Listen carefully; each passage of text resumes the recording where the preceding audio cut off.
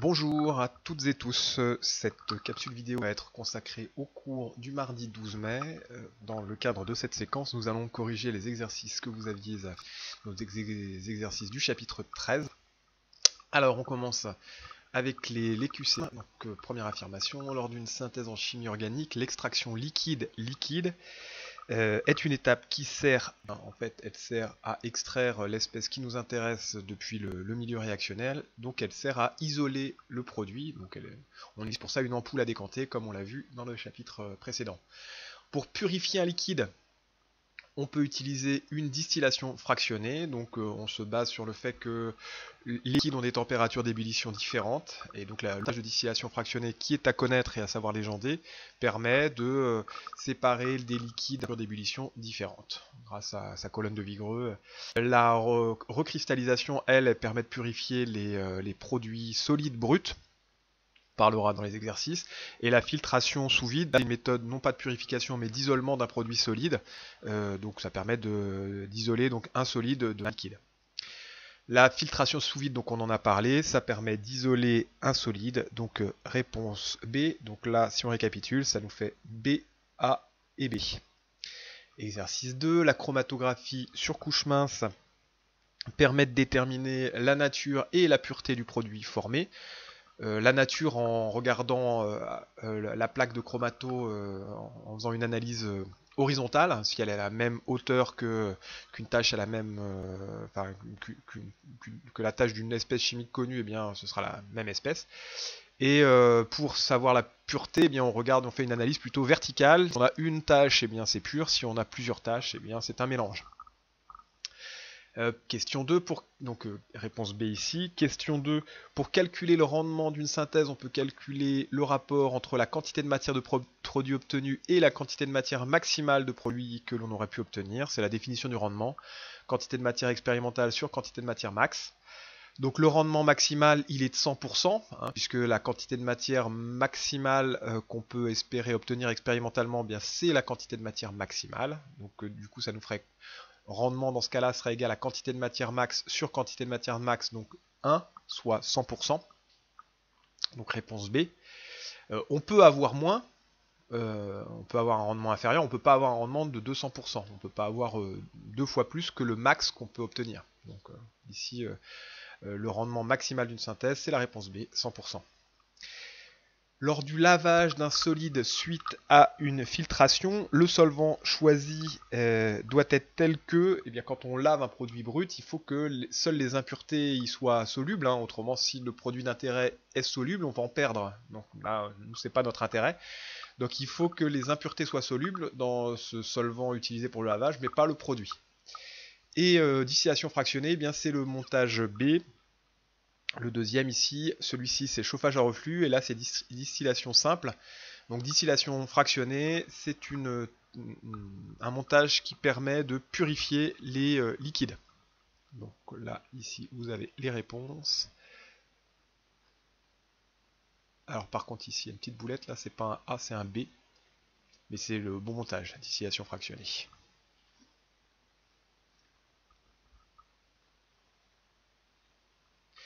Alors, on passe ensuite à l'exercice 9. Synthèse du cyclohexanol.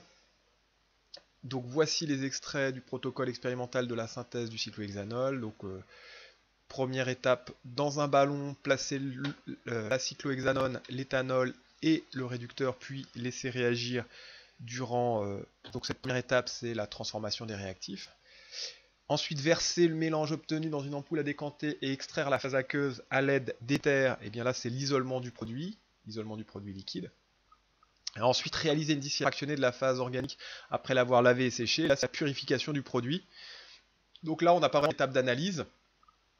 Même si en toute rigueur, si on lit la température d'ébullition de notre produit ici, on peut identifier donc là, dans le montage de distillation fractionnée, on a un thermomètre tout en haut. Et on doit pouvoir déterminer la température d'ébullition du produit qui est distillé et donc l'identifier comme ça.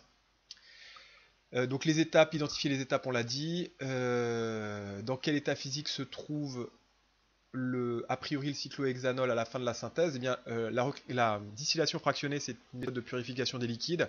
Donc, a priori, le cyclohexanol, il doit être à l'état liquide. Synthèse d'une coumarine. Donc, c'est un anticoagulant. Donc, placer dans un ballon les deux réactifs et l'éthanol, puis réaliser un dispositif de chauffage à reflux. Donc là encore, on commence par l'étape de transformation des réactifs. Laisser le mélange à reflux pendant 20 minutes, là c'est toujours transformation des réactifs. Puis procéder à une filtration sous vide, donc là c'est isolement. Comme c'est une filtration sous vide, c'est isolement d'un solide par rapport à un liquide. Et après avoir séché le solide obtenu, mesurer sa température de fusion. Donc là on n'a pas de purification, on a l'étape d'analyse. Et donc l'étape aurait-on pu ajouter pour améliorer la pureté du produit synthétisé. Donc pour purifier un solide brut, on utilise la méthode de recristallisation. Je rappelle, on choisit un bon solvant. Alors un bon solvant c'est quoi? C'est celui qui va solubiliser à chaud comme à froid les impuretés, mais ne va solubiliser qu'à chaud notre produit d'intérêt. Donc on met le produit brut, c'est-à-dire le produit d'intérêt plus impureté dans notre solvant, on chauffe, tout se dissout, on laisse refroidir, les impuretés restent solubles, alors que notre produit lui cristallise, et donc on n'a plus qu'à filtrer. Alors, première étape de la synthèse d'un savon, exercice 13. Donc on vous dit que pour réaliser la synthèse d'un savon, on chauffe à reflux pendant 30 minutes à un mélange constitué d'oléine, d'hydroxyde de sodium, donc soude, c'est une solution aqueuse d'hydroxyde de sodium, la soude, d'éthanol et de quelques grains de pierre ponce. Donc la pierre ponce, elle sert à réguler l'ébullition, à faire en sorte qu'on ait une ébullition régulière. On transvase le mélange obtenu dans un bécher contenant de l'eau salée. Première question, représentez le schéma du montage utilisé pour la première étape et le légendé. Dans ce chapitre, vous avez 3 schémas de montage à savoir représenter. Je dirais même 4, mais l'un des 4 en fait vient d'un chapitre précédent. Donc le schéma du chauffage à reflux, vous devez savoir le représenter et le légender. Le schéma de la filtration sous vide, pareil, à savoir représenter et légender pour isoler un produit solide d'un mélange avec des liquides. Donc là, ces deux-là, la distillation fractionnée, on en a parlé, à savoir représenter et légender. Et le dernier, ce serait la méthode d'isolement d'un produit liquide, c'est-à-dire à partir d'une ampoule à décanter. Donc là, ça vient on a vu ça dans le chapitre précédent. Ça aussi, ça fait partie des choses que vous devez savoir faire. Ces 4 montages-là, vous devez savoir les schématiser et les légender. Alors, on revient à l'exercice. Les deux intérêts d'un tel montage, donc montage de chauffage à reflux, eh bien, ça permet de, comme on chauffe, on accélère la réaction, donc ça permet à la réaction de se faire plus vite. Et comme on chauffe à reflux, le réfrigérant, qu'on appelle aussi le condenseur, donc, va liquéfier les vapeurs formées au cours du chauffage, et donc elles vont retomber à l'intérieur, donc ça permet de chauffer sans perte de réactif ni de produit, donc ce qui permet de garder un bon rendement et d'éviter d'intoxiquer la salle dans laquelle on travaille. Le rôle de l'éthanol ici, alors vous aviez le tableau qui vous disait que l'oléine n'était pas soluble dans l'eau, puisque la soude c'est une solution aqueuse, donc une solution dans le solvant est l'eau d'hydroxyde de sodium. Donc l'oléine ne va pas être soluble avec la soude directement. Par contre, l'oléine est soluble dans l'éthanol et la soude aussi. Donc en fait ici l'éthanol joue le rôle de solvant. Ça va permettre au réactif de rentrer en contact. Si on met juste oléine et soude, on va avoir deux phases, la réaction ne se fera pas, ou alors juste à l'interface entre les deux phases, donc elle se fera très lentement. Le rôle de la pierre ponce c'est toujours le même, c'est de réguler l'ébullition, faire en sorte qu'on ait une ébullition régulière, donc ça permet d'homogénéiser et la température et la concentration dans le mélange.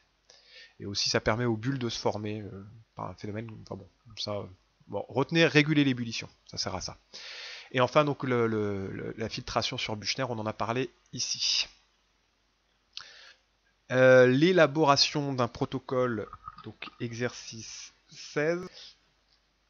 Alors c'est un exercice un peu délicat celui-là, aléatoire, mais bon intéressant quand même. Donc on vous dit qu'on souhaite synthétiser 10 grammes de benzoate de méthyle.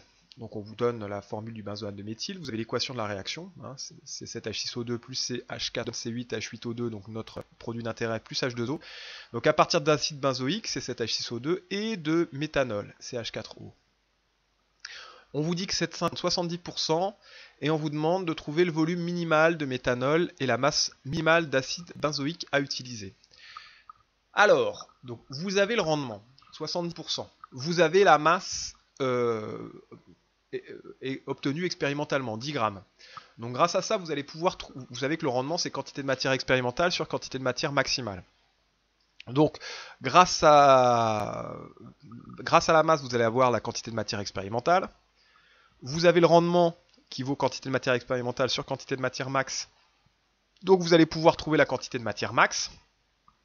Cette quantité de matière maximale, elle correspond à la quantité de matière du réactif limitant, donc soit le méthanol, soit l'acide benzoïque.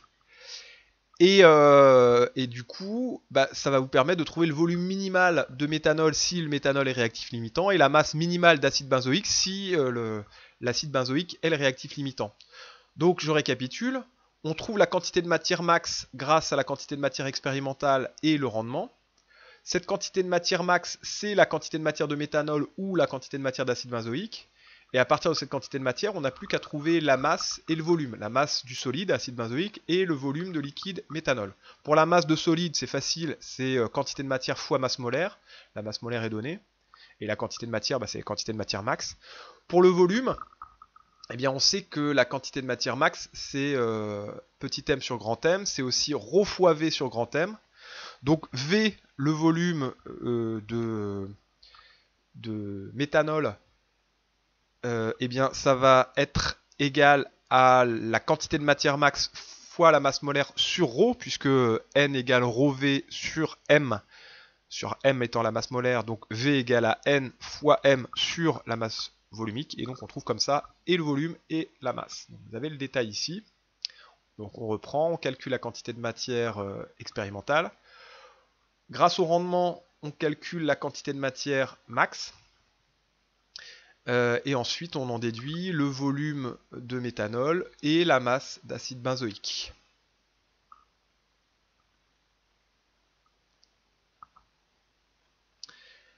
Alors, ensuite, donc synthèse du camphre, exercice 17. Donc on vous dit qu'on souhaite réaliser la synthèse du camphre par oxydation du bornéol. Pour cela, après avoir réalisé la réaction dans un ballon, on suit le protocole suivant. Donc on a le ballon, on verse le contenu du ballon dans l'ampoule à décanter, on ajoute 100 ml d'eau et 25 ml de solvant organique. Donc on va faire un isolement d'un produit liquide ici, puisqu'on utilise une ampoule à décanter, donc une extraction liquide-liquide. On laisse décanter, on sépare les deux phases, on extrait de nouveau avec 25 ml de solvant organique, donc une deuxième extraction. On lave, on sèche la phase organique et on élimine le solvant pour récupérer uniquement le camphre. Donc l'intérêt de la première étape, eh bien en fait le camphre, il va se retrouver dans la phase et donc on va l'extraire de la phase aqueuse. Et donc là, le bon solvant, le solvant adapté ici, c'est un solvant qui doit répondre impérativement à deux critères. Il doit être non miscible avec le solvant de départ, c'est-à-dire l'eau, et l'espèce qui nous intéresse doit être plus soluble dans ce solvant que dans le solvant de départ. L'espèce qui nous intéresse, c'est le camphre. Donc, il faut qu'on cherche un solvant qui doit être non miscible avec l'eau et pour lequel le camphre est plus soluble dans ce solvant que dans l'eau. Donc on regarde le camphre, on vous dit qu'il est très peu soluble dans l'eau, bon, très soluble dans l'éther diéthylique et dans la propanone. Donc a priori, éther diéthylique et propanone conviennent. On regarde propanone miscible avec l'eau. Donc là, ça ne convient pas, parce que dans l'ampoule à décanter, on n'aura qu'une seule phase. Éther diéthylique non miscible avec l'eau, donc on va prendre celui-là. On va prendre l'éther diéthylique. Schématiser et légender le montage utilisé pour cette étape. Indiquer la position de chaque phase. Donc pour la position des phases, il nous faut la densité du solvant organique, 0,71. La densité de l'eau, c'est 1, donc le solvant organique sera au-dessus. Donc on aura phase organique avec le camphre et l'éther diéthylique. Et comment fait-on pour éliminer le solvant lors de la deuxième étape? Eh bien, on va l'évaporer. L'éther diéthylique a une température d'ébullition de 35 degrés Celsius. Donc voilà, on évapore le solvant et comme ça, on va pouvoir récupérer notre camphre pur. Alors, le 19, synthèse de l'aspirine. À partir d'acide salicylique et d'anhydride éthanoïque. Vous avez l'équation de la réaction qui est fournie ici. On vous dit qu'on part de 10 g d'acide salicylique, 14 ml d'anhydride éthanoïque et on obtient 6 g d'aspirine. Donc, quel est le réactif en excès? On voit que les nombres stoichiométriques sont égaux à 1. Donc, on voit qu'une molécule d'acide salicylique va réagir avec une molécule d'anhydride éthanoïque pour former une molécule d'aspirine et une molécule d'acide éthanoïque. Donc là, comme les nombres stoichiométriques sont tous égaux à 1, enfin sont égaux entre eux, donc le réactif limitant sera celui qui aura la plus petite quantité de matière, et le réactif en excès, ce sera l'autre, puisqu'on a une molécule qui réagit avec une molécule. Donc une mole réagira avec une mole. Donc on calcule les quantités de matière de réactif. On a 10 grammes d'acide salicylique, la masse molaire elle est là, donc 10 sur 138, ça nous donne la quantité de matière d'acide salicylique. Pour l'anhydride éthanoïque, on a un volume, et on a une masse molaire, et on a une masse volumique, donc quantité de matière petit m sur grand M. M, la masse sera égale à ρ fois V, donc volume 14 ml, masse volumique 1,08 g par millilitre, donc ρ fois V, ça va nous faire 14 fois 1,08, donc là on aura la masse. On divise par la masse molaire, 102, et donc on a la quantité de matière. La plus petite quantité de matière sera le réactif limitant. Donc pour l'acide salicylique, on a 7,10-2 mol. Pour l'anhydride éthanoïque, on a 1,10-1 mol. Donc c'est l'acide salicylique qui est le réactif limitant, et donc c'est l'anhydride éthanoïque qui est le réactif en excès. Déterminer la valeur du rendement de la synthèse, eh bien, pour avoir le rendement, c'est quantité de matière expérimentale sur quantité de matière max. La quantité de matière max, ça va être la quantité de matière de notre réactif limitant. Ici, 7,25-10-2. La quantité de matière expérimentale, comme on a obtenu 6 grammes d'aspirine, eh bien, petit m sur grand M, donc 6,2 sur 180. Et donc, on a ici 3,4-10-2 mol pour l'aspirine, la quantité de matière d'aspirine formée. Donc, le rendement, eh bien, quantité de matière expérimentale sur quantité de matière max, et donc on se retrouve avec 48%. Le rendement est faible, donc synthèse qui est peu efficace. Et le dernier exercice, donc on parle, l'exercice s'appelle synthèse sans solvant. On veut synthétiser de la chalcone, et donc qui a des vertus thérapeutiques. Donc dans un mortier en porcelaine, on met les deux réactifs ainsi de l'hydroxyde de sodium solide. Donc tout ça c'est broyé jusqu'à ce que jusqu'à ce qu'il se solidifie et se morcelle. Donc on broie tout ça. Ensuite on filtre, on lave le solide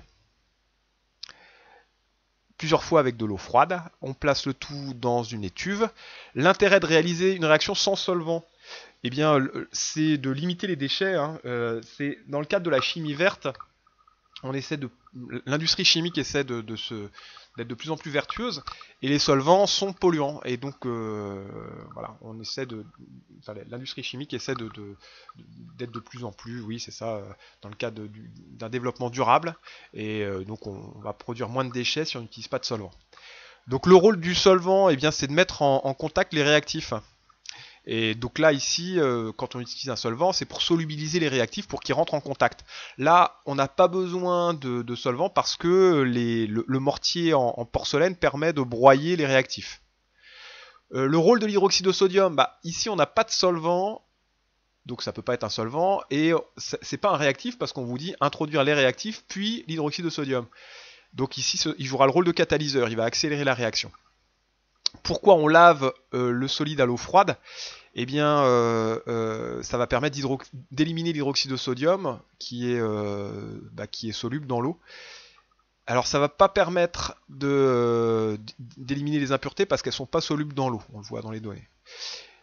Et donc, on utilise plutôt de l'eau froide parce que plus les solvants leur température est élevée, plus en règle générale ils arrivent à solubiliser les espèces chimiques.